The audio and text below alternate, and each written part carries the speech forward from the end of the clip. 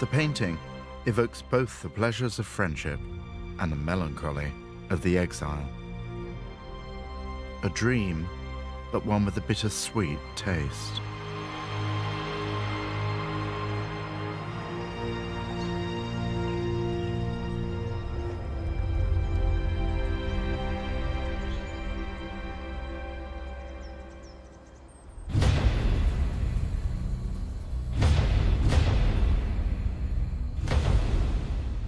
But landscape painting wasn't always about escape. Sometimes artists captured the violence of history.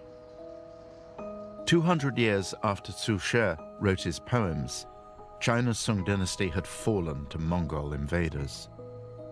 The painter Wang Mang refused to serve the Mongol emperors, preferring to retreat to a very particular place, his family's estate in the Jingbian Mountains. Those mountains became the subject of his greatest painting.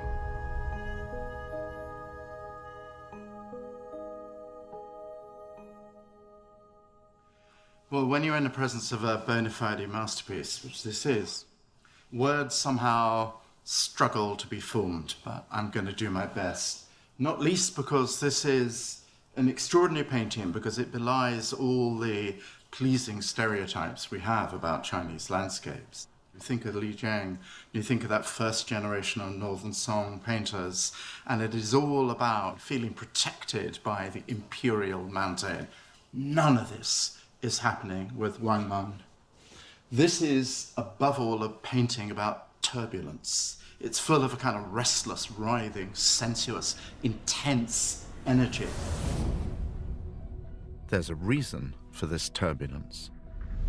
By the time he painted this, Wang Meng's family mountain retreat was right in the middle of a battlefield fought over by armies 200,000 strong. The reality was marauding and massacre.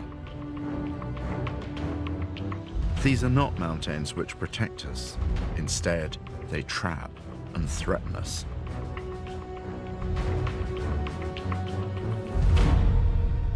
Here is a man, beautifully painted, picked out, with a conical cap, which is a cap of this particular region, and is echoed by the shape of the peak. So you think the man belongs to the mountains, but the man has nowhere to go.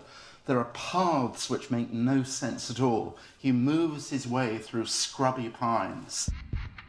Wang Mang has lit this dramatically to make it more difficult, to make it more exciting, to make it more perilous and energized. Eventually, we see one isolated, tiny figure alone. And this huge orchestration, musical energy, these animated, pulsing rocks look as though they're about to topple down on him. What's happened to landscape painting in the hand of Wang Mang is that it's gone from being not just a place of calm, but to an intensely personal expression of his own mood and his own feeling of insecurity. So everything that is coursing through the imaginative energy of the artist gets registered in these sudden, jabbing, repeated strokes. This then is a state of mind rather than a state of mountain. If this painting depicts Wang Meng's deepest anxieties, then his sense of foreboding was well-founded. Shortly after completing it, he fell victim to his political enemies and died in prison. Sometimes, the vision of boundless space will set you free.